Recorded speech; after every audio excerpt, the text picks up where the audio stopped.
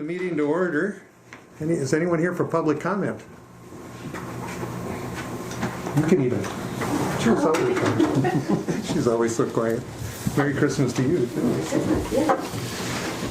Okay, if not, we'll move on to the minutes from November 24th.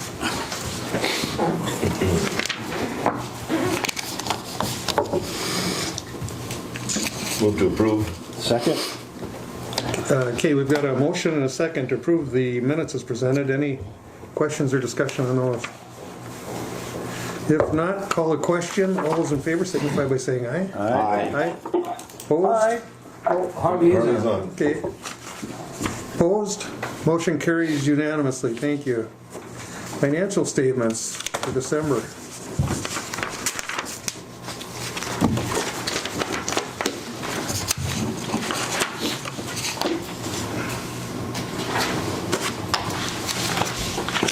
I'll move on the financials. I didn't see anything out of whack there. I'll Okay, second that. we've got a motion and a second to approve financial statements. Any questions or discussion on those? Hearing none, all those in favor signify by saying aye. Aye. Aye. Aye. Opposed? Motion carries unanimously. All right, move on to the engineer's report. Well, good morning. Take it away. Glad you're here safely. Merry Start with the Christmas. terminal report. It looks like we have Steve, maybe not Bob. Steve is on the phone. Steve, can you hear us? I can. All right, so the floor is yours. Sounds great. Yeah, I don't have much today. Just really kind of, I think, two items we are reviewing, following up on. We have had some further meetings with Range Cornice Roofing and TNT Hamilton Construction regarding the roof connections between Phase 2 and Phase 1. We don't have anything resolved at this point.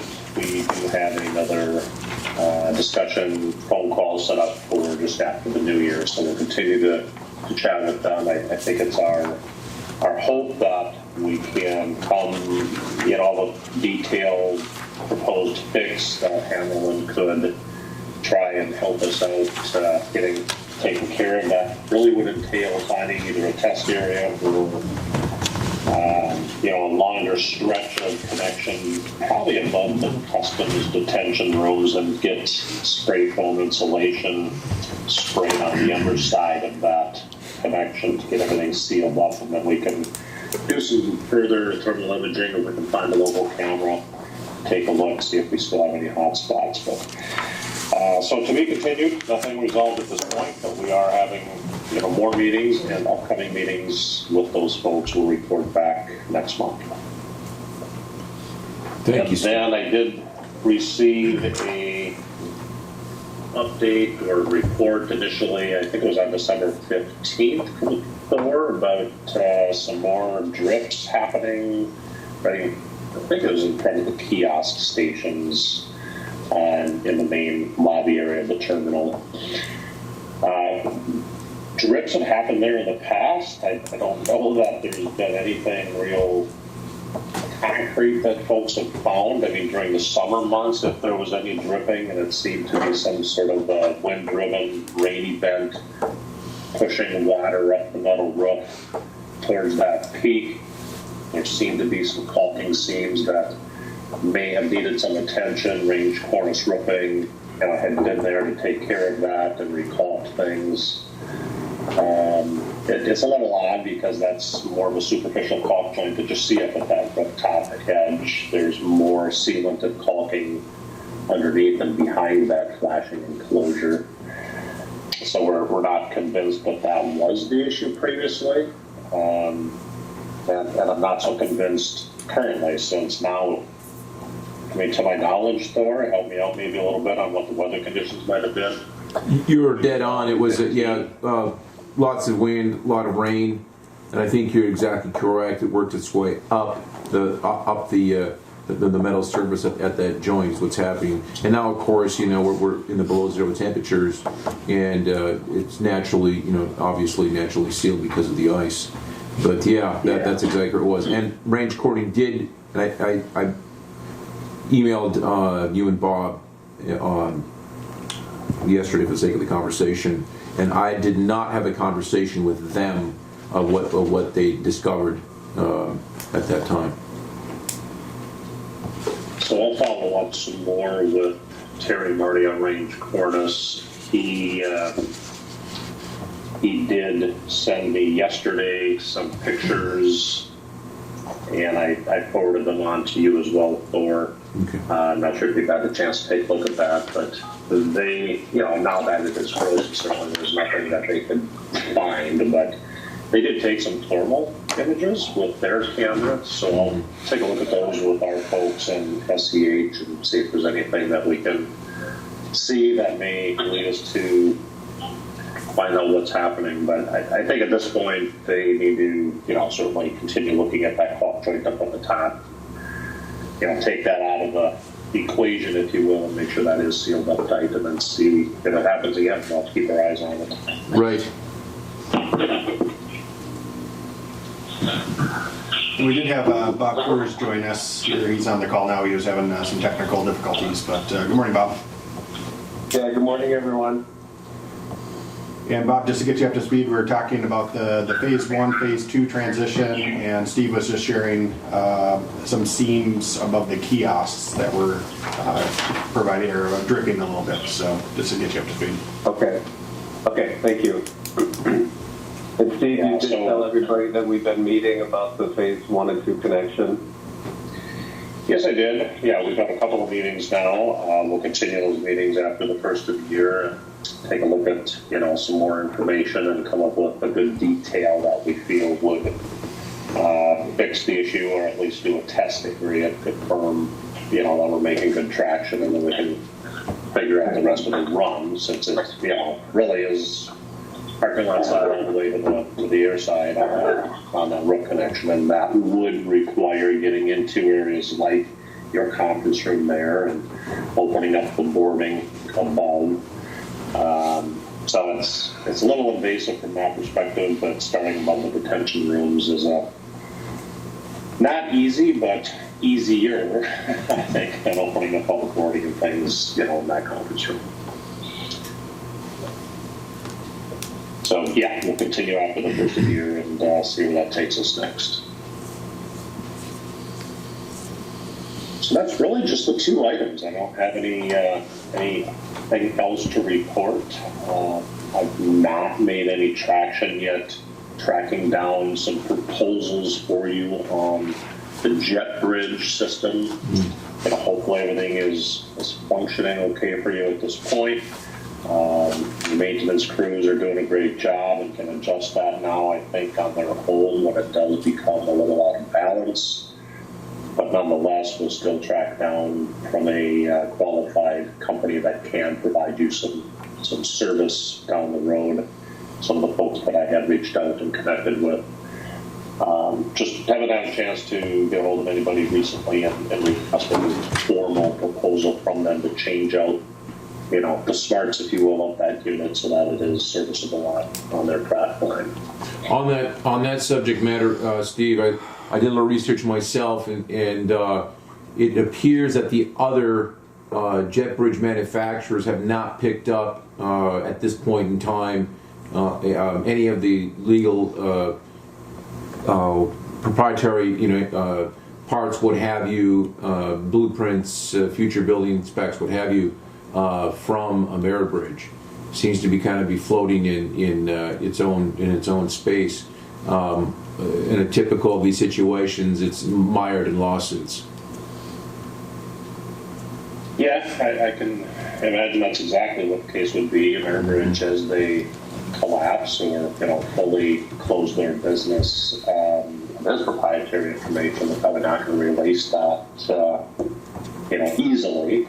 And that's, I think, why the folks I had talked to recommended, look, just change out some of the electronics and the smarts, if you will, of the system with their system, and hopefully that would retrofit okay, and then have something that is serviceable down the road.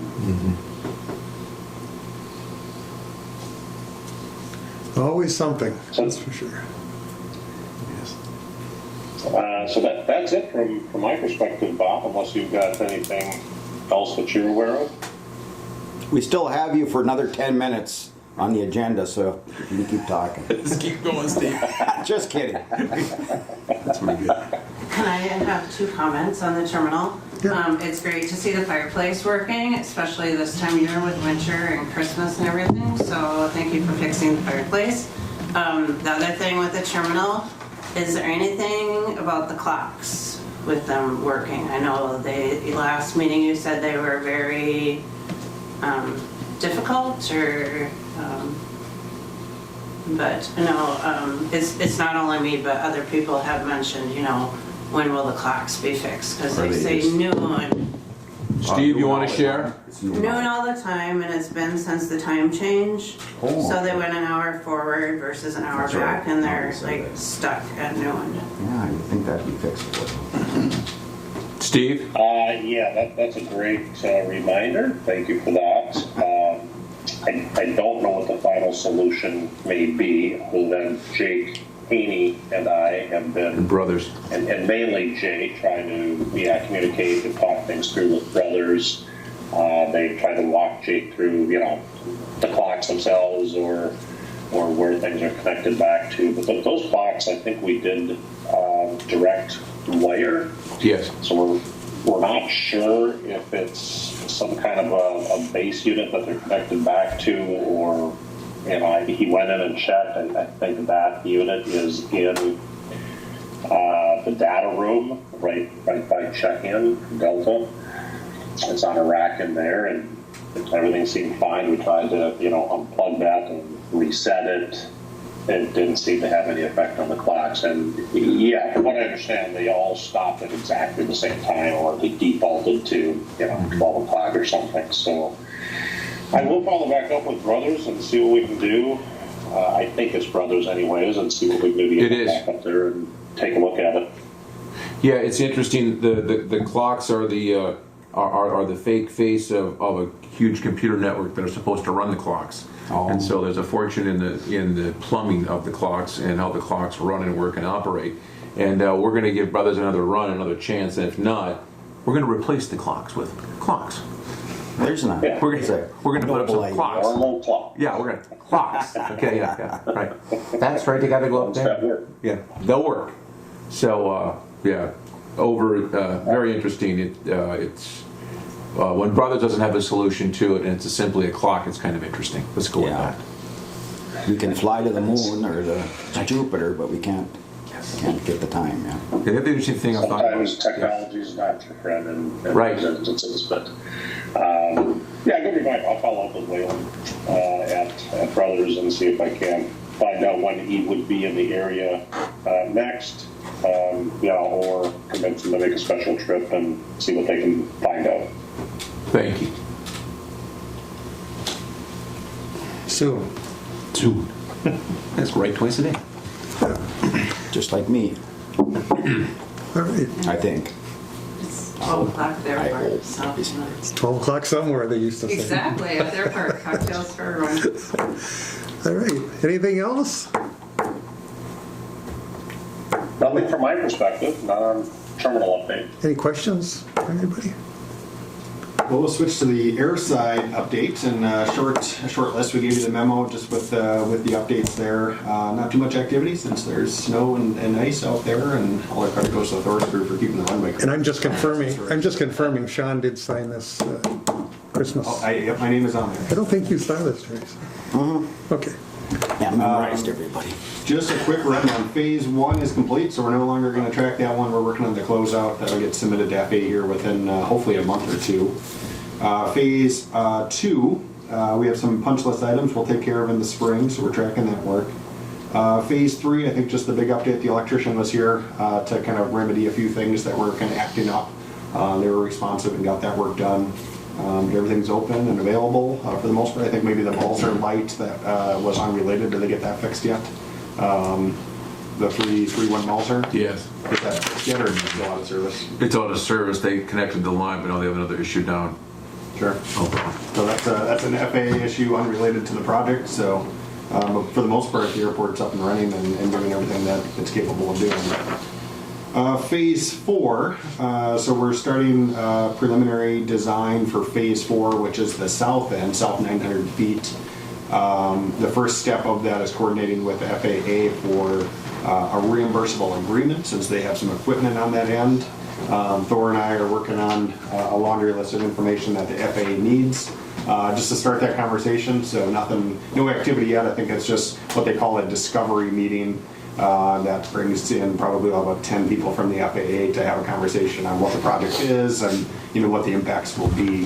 That meeting will most likely be January or February before we do the design, so they're kind of integrated in the design process. So Phase 4 hasn't really, there's no design contract yet, but we're kind of doing that preliminary work just to keep the FAA in line with us.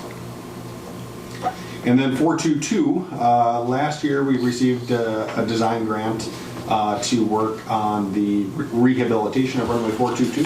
So that design effort is underway, and we're going through an FAA review process here soon to have the FAA just take a look at those, but we're going to hold those bidding documents until we're ready to bid. FAA said they didn't have funding this year, so 2022. So most likely would be part of a 2023 grant, unless Thor would like to move it up sooner, but right now we're planning construction in 23 or 24. But we have that design nearly complete. With that, the building area study. Yeah, I don't have a big update this month. We did send out the user survey in November to tenants and pilots in the area.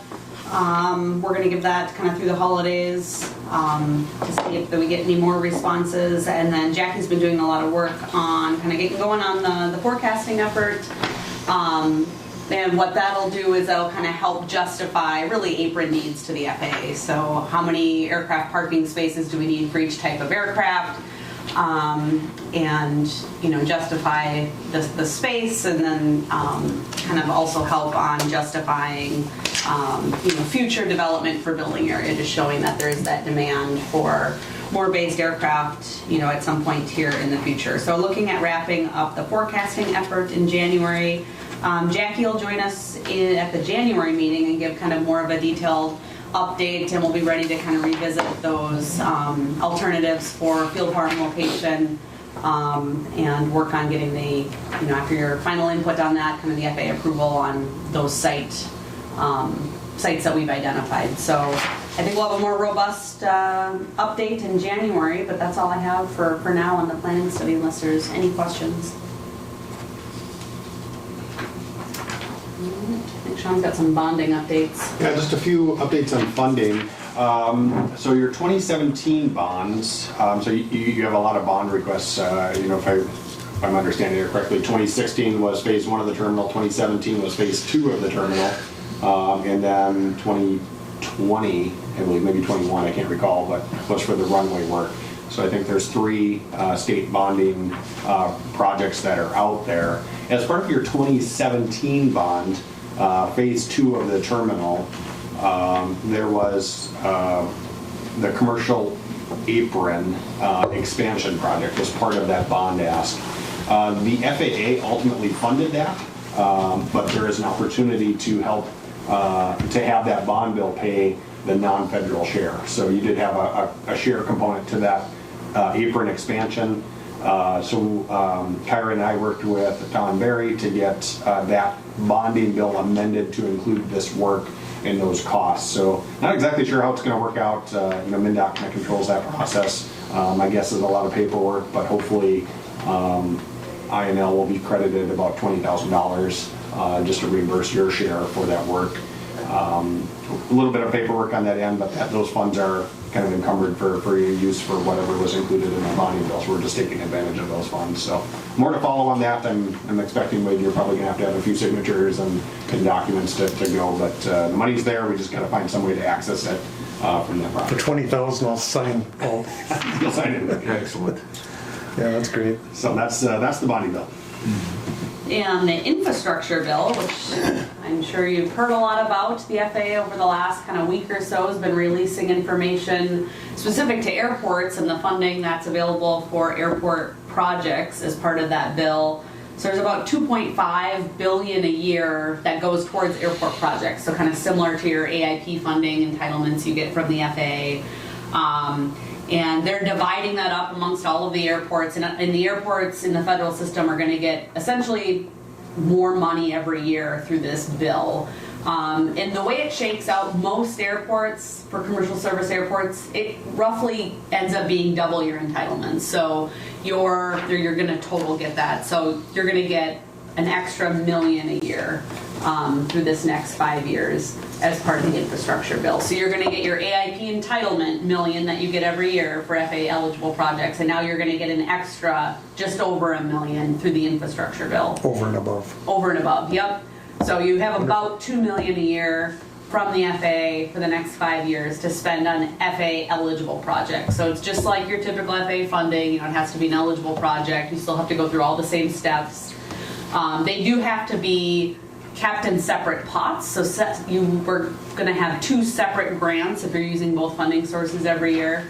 But we can kind of help strategize, you know, as we move forward over the next 5 years on how to best use that money and kind of manage those 2 grants. But I think the takeaway is, you know, that you'll have that extra $1 million for a total of $2 million a year. What an opportunity. Wow. Yeah, so it should be, you know, a really great opportunity for you guys to leverage that funding.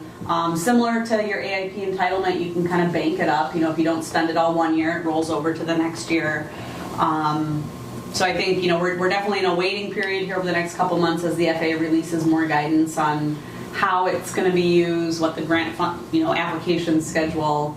There's still a lot more that we need to learn as it gets released, but good news on the funding front for the infrastructure bill. One thing to note is that the infrastructure bill funding is the typical FAA funding percentage. We don't know if MnDOT's going to be able to come to the table to pay that half of a local share that they typically pay. So more to come on that. So your local share, depending on what MnDOT, you know, is able to come to the table, there may be a slightly higher local share for airports on that infrastructure bill funding if MnDOT's not going to be able to come to the table. And tied to that, I believe Thor and Kyra, did you get the email from Tracy on the entitlement? I'll read it and you can explain, please. Yeah. For Kyron Wade, INL did not qualify for the EAS EDA designation for fiscal year 2022. The FAA AIP share for INL for fiscal year 2022 will be 90%. Please reference the website below. Please explain. Yeah, so the FAA, I think in the last, 5 or 10 years, they've had a economically distressed classification for airports, I think, that are in the EAS program. And INL for the last many years has qualified as economically distressed. So the FAA has participated at 95% for your projects, and then MnDOT did 2.5%, and then your local share was 2.5%. Through the data that they evaluate to determine who's economically distressed, they've determined that International Falls and the area community no longer qualifies for that designation. So for 2022, your FAA projects will be funded at 90%. And then in that case, MnDOT still pays half, so they pay 5%. And now your local share would be 5% in 2022 instead of 2.5%. It is something they continually reevaluate, I believe annually. So it very likely could change again. And I think I need to find out from Tracy a little bit more about what metrics they're looking at. It's not something that's done at the ADO level here in Minneapolis. I think it's done at headquarters, and they're looking at economic data of some sort. I just don't know specifically what data points they're using. Be interesting to see how, I'd like to see that so we can see how we compare to other communities. I mean, it seems a bit odd to me.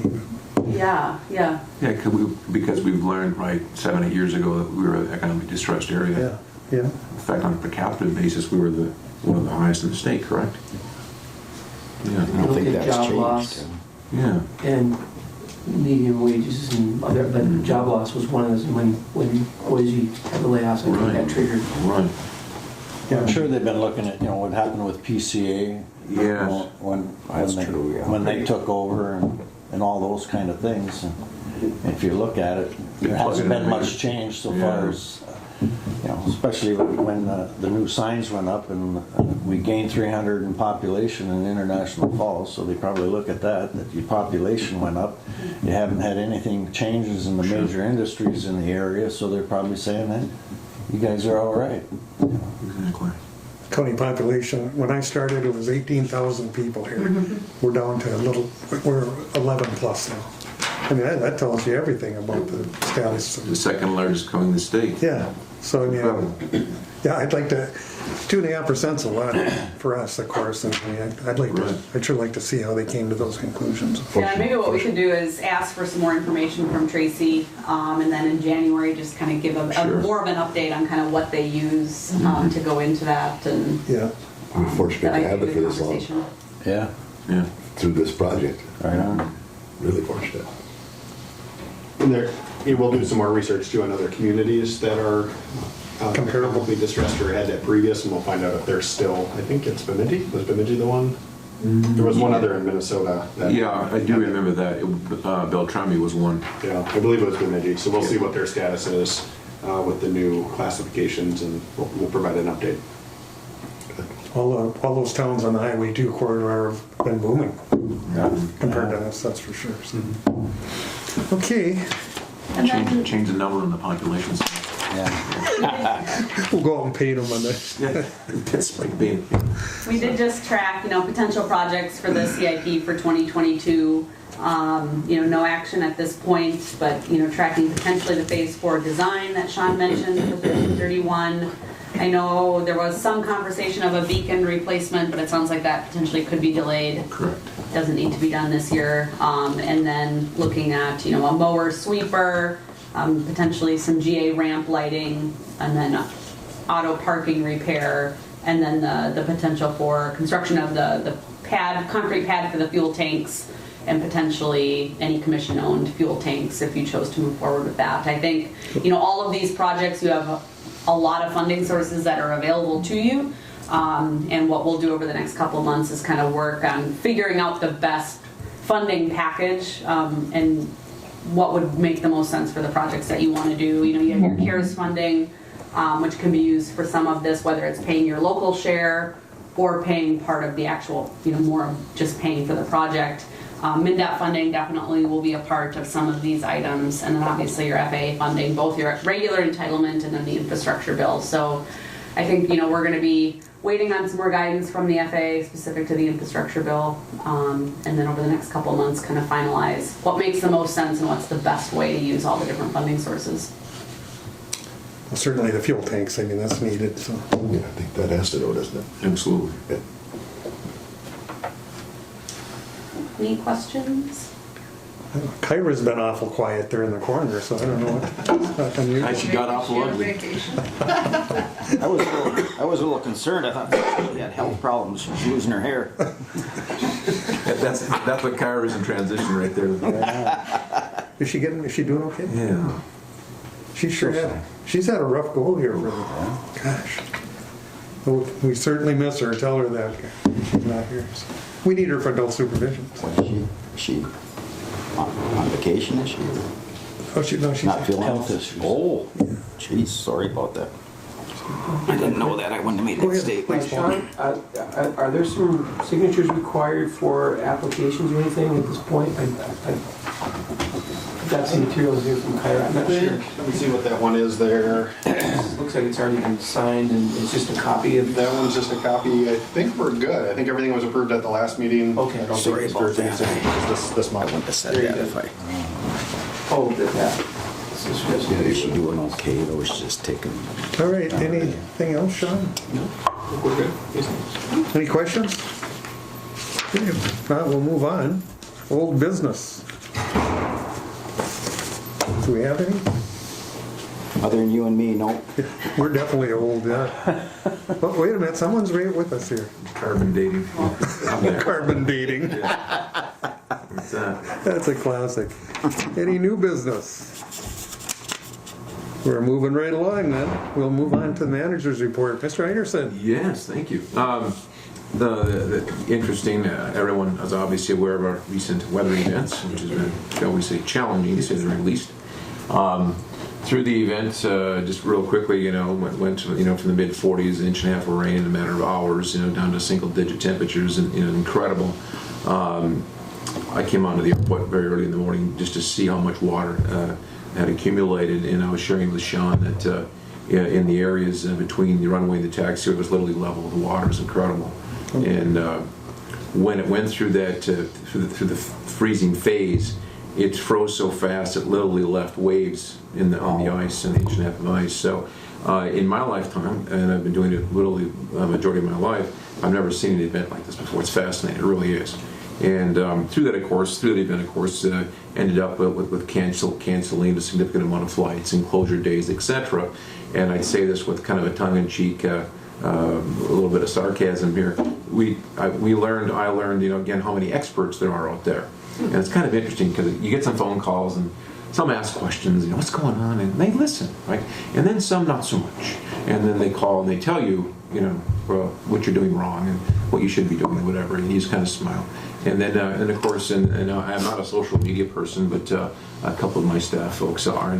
And once again, on social media, it's fascinating that there's a lot of experts on social media. It's be akin to me, telling them how to run the hospital or PCA, right? Yeah, because I'm on social media, so I know everything. Long distance. Yeah.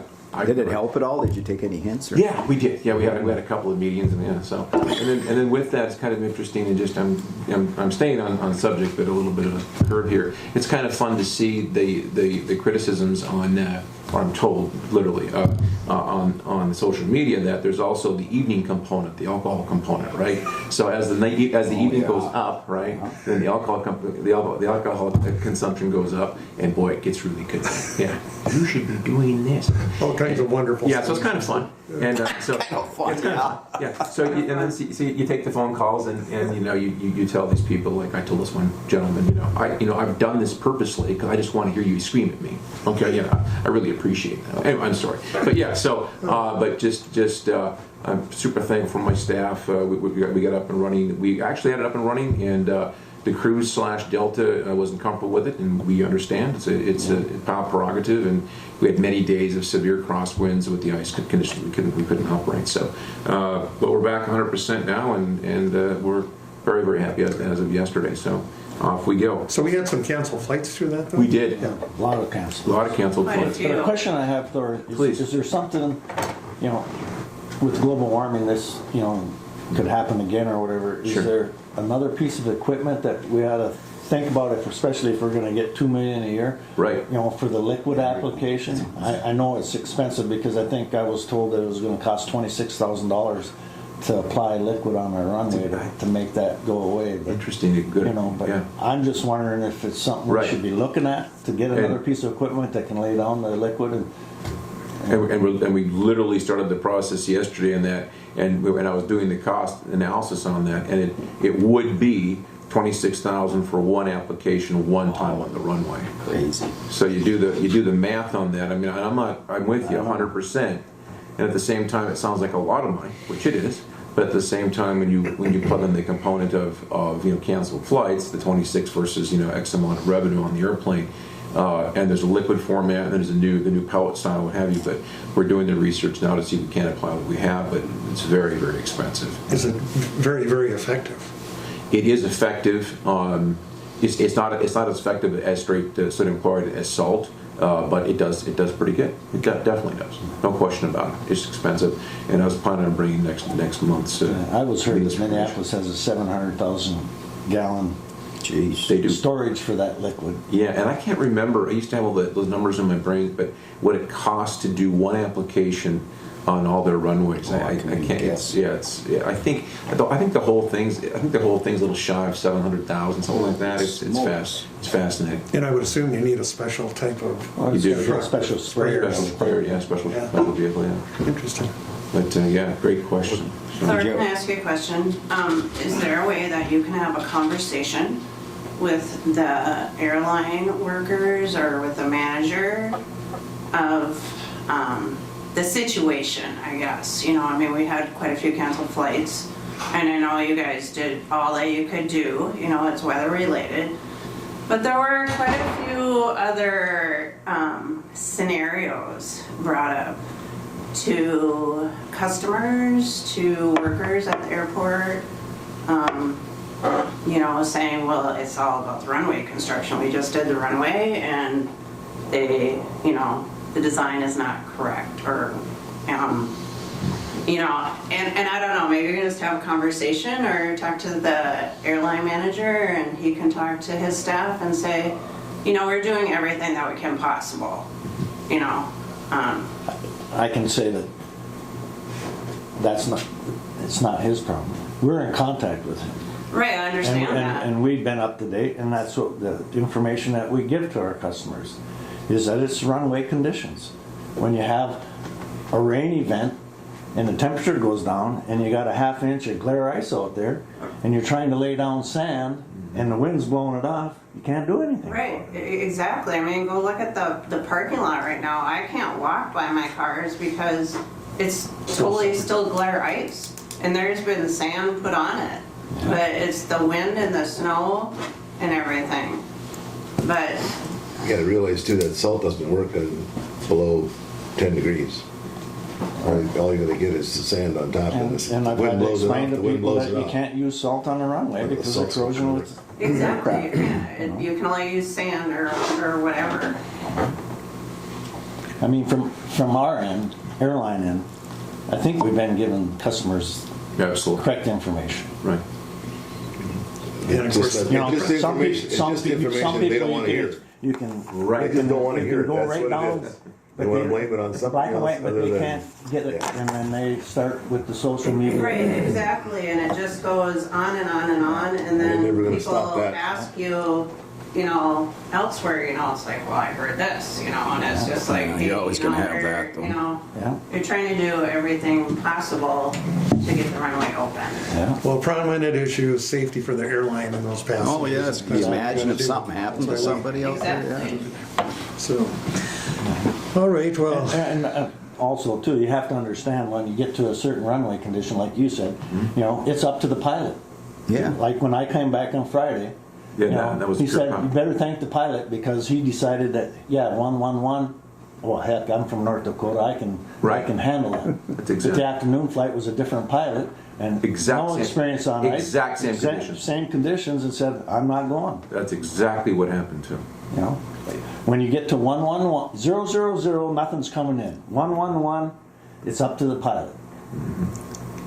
And if the pilot doesn't want to do it, it's not coming up here.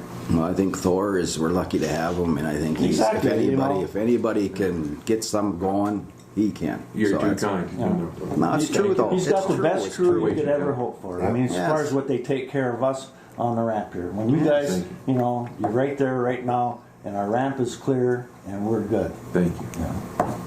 Too kind. Way too kind. anything else for Thor? I got a couple more things. Cool. Go ahead.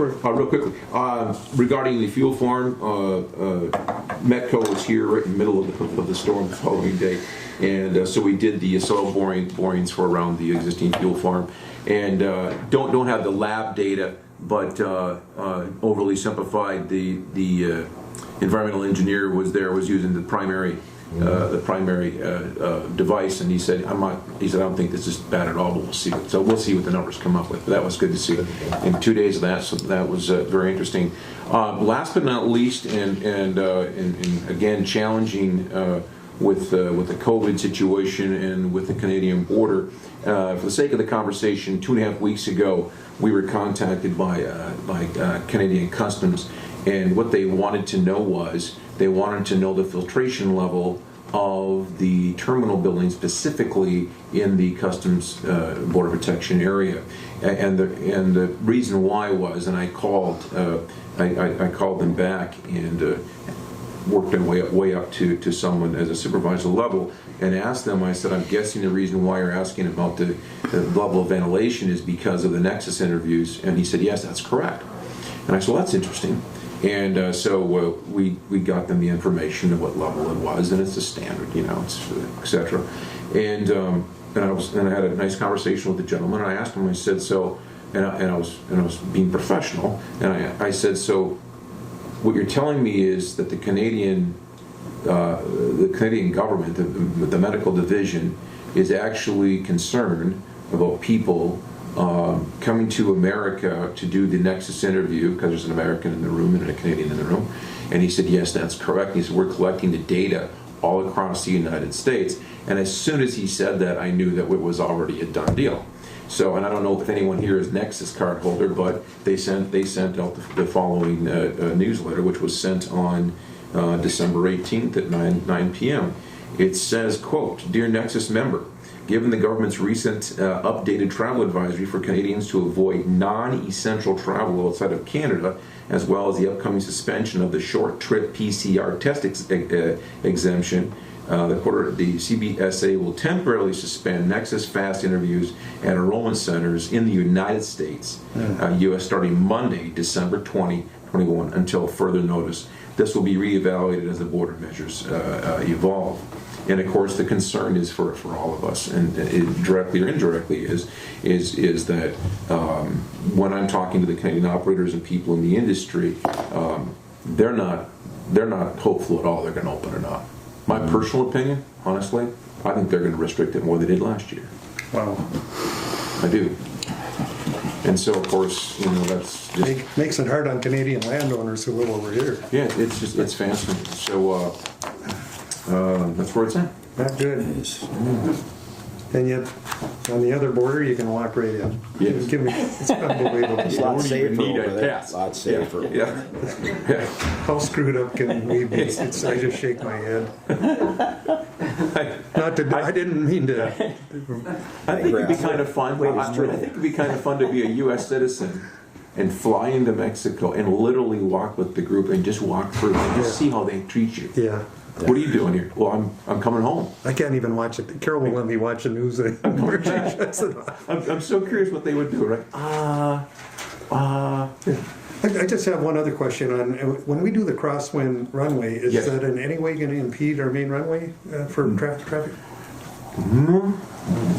No, there'll be, all the work inside the runway safety area has been complete. Okay. So there's no So it's construction just work. up to it.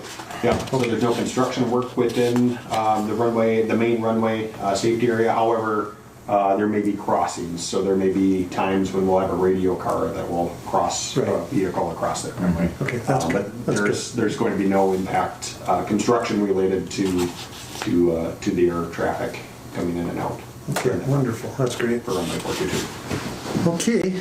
Any other comments, questions? Thank you. All right. Thank you, Thor. So I guess we'll just move right on to Kyra. I hope she's listening. I got nothing. No, I know being flavors. Yeah. All right. Well, I think she'd probably bring up Sun Country. Oh yeah. We got Sun Country will be here January 6th Yep. and March 7th. Our two scheduled Laughlin trips. So January 6th and what was the other one? March 7th. Are they already full? Huh? Are they already full? That I don't know. They depended a lot on Canadian customers before, didn't they, or not? They used to, yeah. Yeah, yeah. So that, Might affect it too, but yeah, we'll have to see. hard to get out of here anymore. That's one way to do it. I've got a lot of, I think we'll, I hope we get And a lot that'll of test our jet bridge again. Yeah. Gotta raise it up. Ice storms and Nexus. Yeah. How does that work with ground support then? They're just an agreement with, We got it covered. yeah. We're already training. Most of us have already completed the Sun Country training. It's all computer based, so. And we've all done it before. Well, most of us have all done it before, so. Paul, you make sure you tell her that we miss her and hopefully she can get back. I gotta go, guys. Okay, any other business before this group? Just Pretty quiet. When's the next meeting?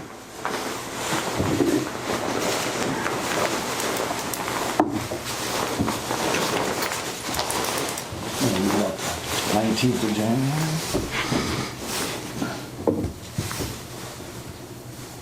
We'll get Terry, he's good at this. Going third Wednesday? Fine with me. That's the 19th. Yeah. So that would be it. 19th it is, huh? Okay.